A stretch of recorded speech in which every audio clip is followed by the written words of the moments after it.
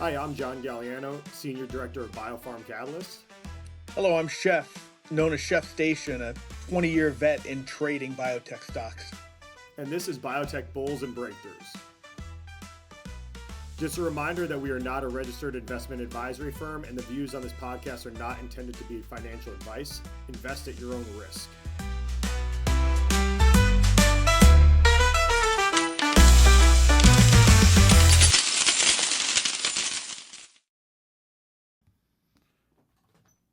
Welcome, everyone, to another episode of Biotech Bulls Breakthroughs. I'm John Gagliano, Senior Director of Biopharm Catalyst.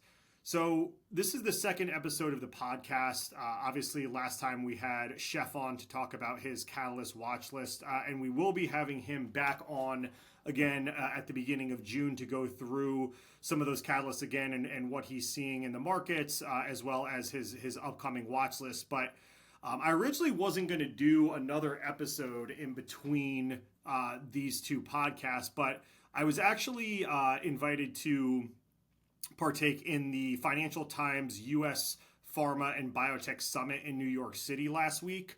That took place last Thursday, May 15th. And I decided that, there was actually a lot of great sessions that took place at the conference, and I felt it was worthwhile to share some of the insights with our audience.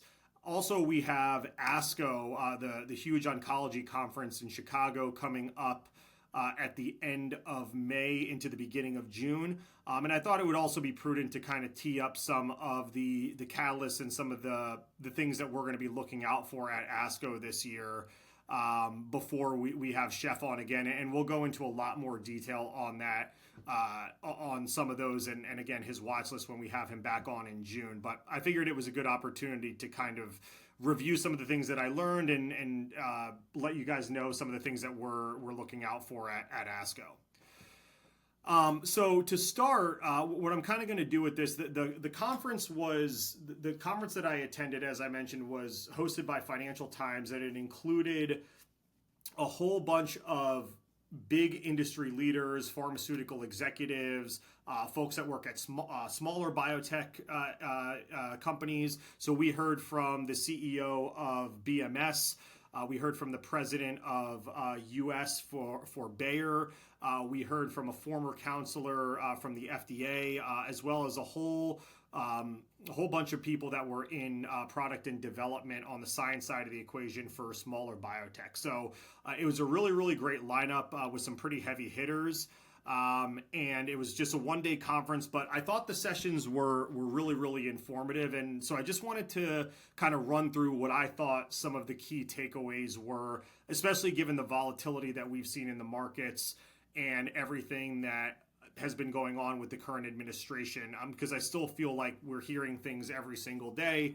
And I just thought some of the perspective from the folks at the top would be of interest to our group. So I'm just going to run through each of these bullets on the slides if you guys are watching on YouTube, and if you're listening on Spotify or a different channel, like I'll read these out. But I'm going to walk through the four key takeaways that I took. First of which was that the top pharma execs, as well as industry leaders, are not as pessimistic as you would think. So frankly, like just from my perspective, I thought there would have been a lot more pessimism given some of the recent announcements and just the general volatility and uncertainty with the Trump administration. Obviously, we saw Trump come out with the most favored nation policy, that announcement, I believe, last week. And, I think that for a lot of the biotech and the pharma companies, obviously that pose some question marks in terms of what that was really going to look like from, a sales and revenue perspective with drug pricing potentially being impacted within the U.S. I would say, we heard from the CEO of BMS on this, and his thought was generally pretty optimistic. He essentially said that the U.S. is an unequivocal leader in biotech, and it's essential that we have this continue. I think one of the things that he brought up that was kind of interesting was that there's two sides of the equation. There is the drug pricing within the U.S., but then there's also the drug pricing obviously abroad, right? And so what a lot of folks were focused on with most favored nation is drug pricing coming down in the US, which I would say the CEO of BMS, as well as everybody else at the conference who spoke on it, were in agreement. Drug pricing is astronomically expensive within the US. It's very difficult to get these drugs, especially with the current insurance system that we have. And that definitely needs to come down in order to satisfy the level of patient care that is necessary. What they also did comment on, though, is that there are ways that the administration can use some levers and policies to, potentially increase the drug pricing in other countries as well. I think that there was a general sentiment that maybe some other countries were kind of taking advantage of U.S. innovation, and maybe it isn't just about lowering drug pricing in the U.S., which certainly we want to do, but maybe other countries need to kind of pay their fair share for that innovation. So I thought that was a really, really interesting point across the board, and one that wasn't really focused on when folks were talking about most favored nation. The other thing that was a huge emphasis was that the continued need for R&D spend, research and development spend, and that every decision that is made at the top from the top pharmaceutical companies should be influencing how to increase R&D and to develop more therapies faster for more patients. And I think that has been the case within the U.S., and I think that is going to continue to be the case from everything that I heard, as it seemed to be a focal point for all the top players at the conference. And this kind of leads a little bit into the second bullet point that I have here. The two are kind of tied together, is the don't sleep on China. Because I think that one thing that a lot of folks are seeing is just a ton of innovation from drug development in China. It's actually interesting. One stat that came out of the conference was that some of the larger hospitals in Shanghai will treat up to 100,000 patients per day, which really is a tremendous figure if you think about it. It's really just a colossal number of people. I mean, some of the larger hospitals in the U.S. don't even come close to that figure. So I would say that with that, on top of the fact that the Chinese government has made it a priority to bolster drug development out of the country with its Healthy China by 2030 policy, we're going to continue to see some pretty big innovation and large number of assets. When I say assets, I mean drugs coming out of China. One of the things that has changed significantly in China is that they have adopted Western regulatory standards in a way that they really hadn't before. They've essentially modeled their market and their clinical trial development off of what the U.S. was built off of. And you couple this with the fact that they have a tremendous amount of capital, of human capital in China.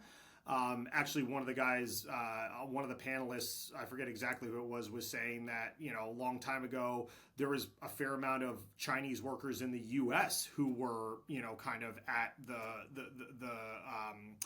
the grounds in terms of developing drugs within the U.S. And a lot of those folks have since gone back to China because they were offered better jobs in China. And so you couple the human capital component with the regulatory standards, and we're seeing a lot of innovation out of this country. And you're even seeing some of the big investors, Bain Capital, Atlas Ventures, looking to do deals with China and looking to invest in these assets. They're saying, okay, well, why are we going to pay what we're going to pay in the U.S. when we can get it significantly cheaper in China? So I think the bottom line with this is that China is definitely not something to sleep on. I think that from an investor standpoint, when folks are doing research, they need to keep an eye on what is going on in China, what types of drugs, what indications, what therapies are being developed in China, and kind of map that against what is going on within the U.S. And I think that that's something that's going to continue to be critical as time goes on. And again, back to my former point, it makes for the case that the U.S. really needs to stay on top of R&D and continue to invest in these in the therapies and the drug development cycle here.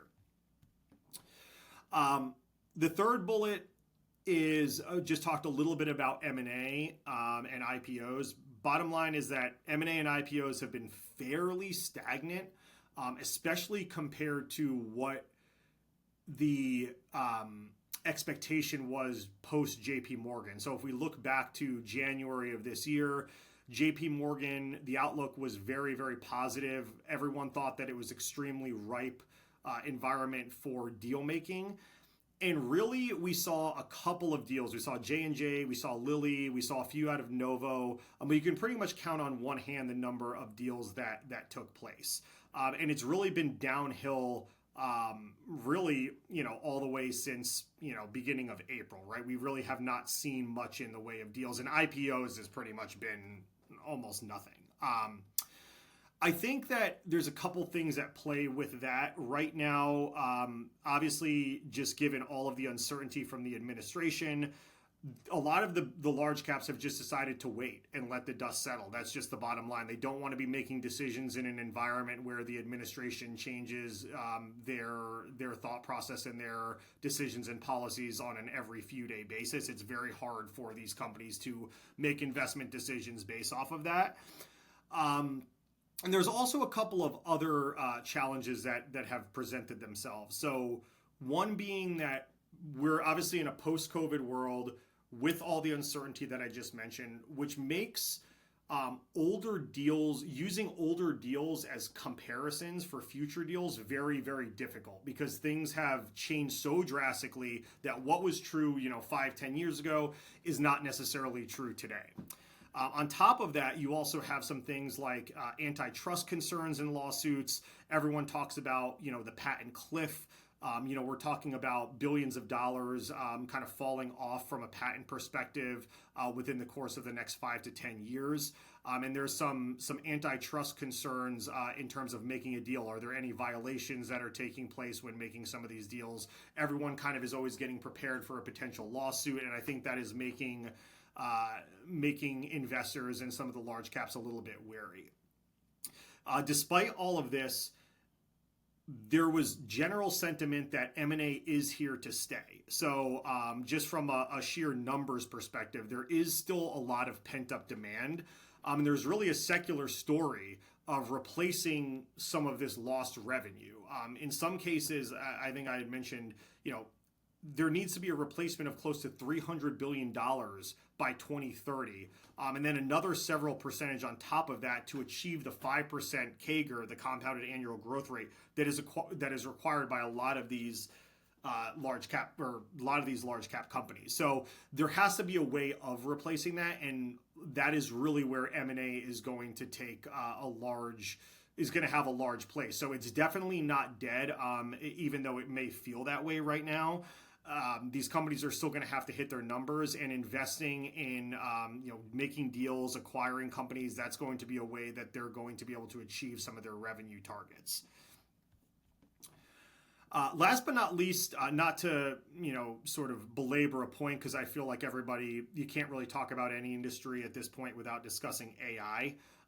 But AI is clearly here to stay. But also something that is not new to the industry. And I would say the general sentiment around AI was that we're still very, very, very much in the beginning stages and sort of the early innings of this ball game when it comes to generative AI. If you take a look at AI in a broader sense, machine learning has been involved in clinical trials and drug development for the last 15 to 20 years, if you're talking about things like machine learning. But generative AI, which is a little bit more of the newer term, what people think of as AI currently, that's certainly a lot newer. And the general sentiment across the board seemed to be that when some of the panelists were asked, how has AI transformed what you guys do on a day-to-day basis, from a scale of 1 to 10, a lot of the answers were in the 2 or 3 range at this point. And I think with how much buzz AI has gotten, that was a little bit surprising. You would think that hey, this has been new technology. It's all anybody talks about right now. You would think we would kind of be a little bit further along, but we're really at the tip of the iceberg. And really, the companies have seen faster adoption in the operational use cases, things like patent analysis, literature mining, things like that, as opposed to the actual science. And the main reason for that is because on the science side of the equation, it's a lot slower because you're dealing with regulators. And so the regulators need to be convinced that this technology is good for the patients, is good for the overall science, right? And something like synthetic molecular design, as an example, that's not something where, AI has necessarily been used all that much of.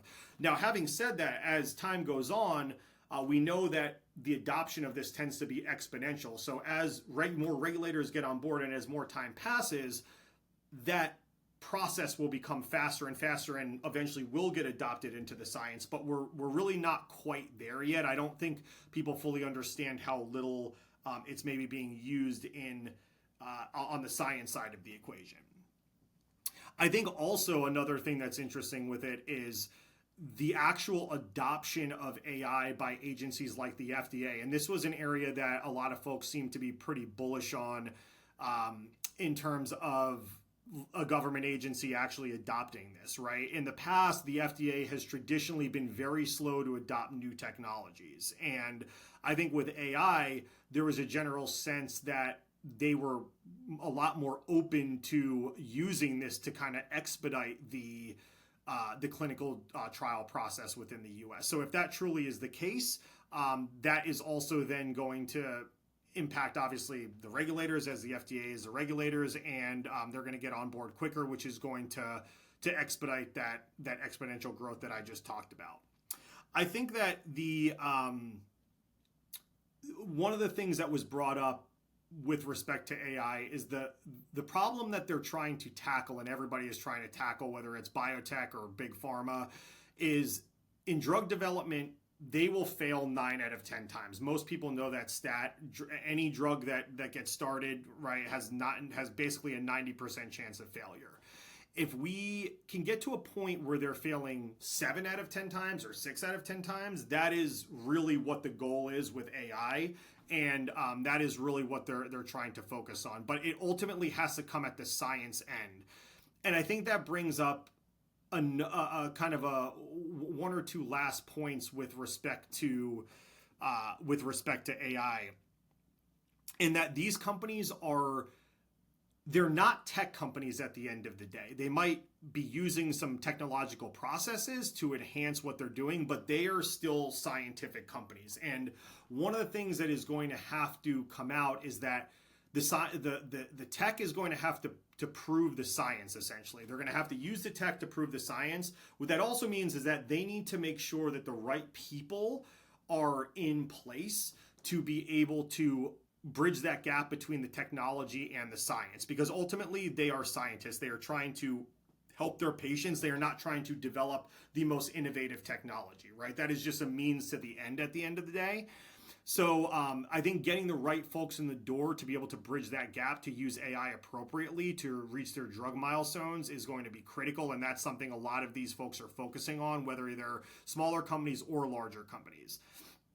And the final point I'll make on this is to just also not sleep on some of the bigger tech companies trying to immerse themselves in this space. I heard one stat at the conference that was, again, I think a lot of people may know, but is pretty alarming to hear out loud, is that Google has a larger market cap than the top 10 pharma companies combined in the US, which is pretty astronomical if you think about it. So you really can't count a company like them or even Amazon out when discussing, how they are going to play a role, if there are going to be any licensing or partnership deals whatsoever with them and some of the pharma companies or the biotech companies. How do they play a role in the AI development? Just because of their sheer size, they can kind of operate in any space. So I think that is something that folks were pretty attuned to as well at the conference, and a point that I thought was worth mentioning.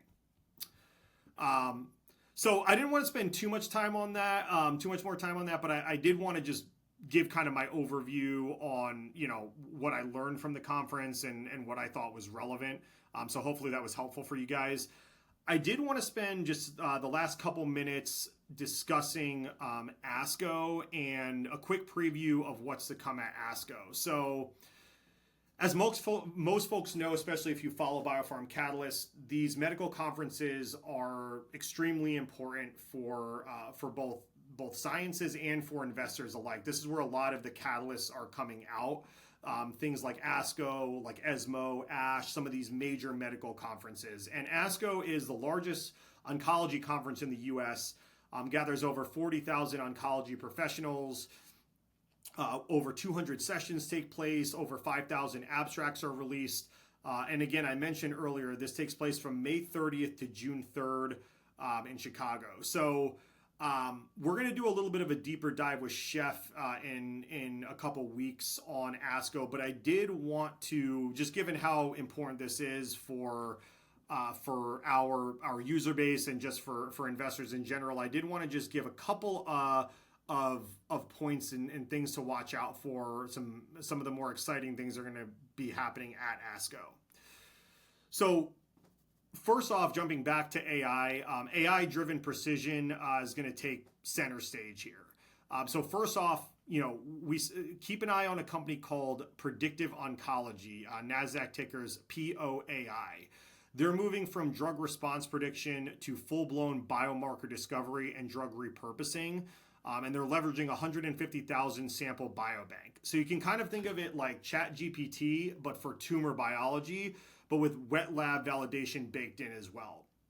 So you can expect fresh data on novel ovarian cancer biomarkers and maybe some chatter around strategic partnerships for this company at ASCO. Next up is breast cancer readouts. Breast cancer is going to steal the clinical spotlight. The Destiny Breast 09 study pits Daiichi and AstraZeneca against standard care in HER2-positive disease, while Ascent 04 study brings Gilead's Trodelvy plus Keytruda into triple-negative territory. So if the PFS curves separate the way early signals suggest, first-line treatment algorithms could shift overnight, and that can ultimately impact the market caps for these companies that are targeting breast cancer. Third is just on biomarkers. The biomarker discovery market already tops $14.5 billion and is growing nearly 20% a year. You're pretty much going to see every major pharma company scouting companion diagnostic ideas across the poster halls at ASCO. And it's why AI players like POAI, Tempus, and Guardant feel suddenly indispensable within this space. And then therapeutics, ASCO isn't just about checkpoint inhibitors anymore. We're tracking at least 17 antibody drug conjugates, a handful of next-gen small molecule inhibitors, and even a few cell therapy updates. So overall translation here is modality diversification is real, and 2026 pipelines will look a lot different as a result. And finally, don't forget late-stage catalysts. BriaCell's Bria IMT and several others will present post-survival or PFS data that could move stocks quickly. And we're going to break down winners, losers, and some of the under-the-radar dark horses in our full ASCO recap episode for some of these phase 3 catalysts that are taking place. So anyway, that's all for today, folks. I want to make this one a little bit of a quicker session, but hopefully it was informative and you enjoyed the episode. Obviously, this is a new venture for us, so if you like our content, if you like what we're putting out there, please subscribe, hit the like button, comment if you're watching on YouTube. Feel free to shoot us a note with any suggestions at contact@biofarmcatalyst.com. We're also looking to have more guests on here, so if there's anyone who you feel we should get on or you want to hear from, we would love to hear about that as well. And just general ideas and feedback would be great. So I really appreciate you guys tuning in, and we will be back in early June to discuss more with Chef and his upcoming Catalyst watch list. Thanks a lot.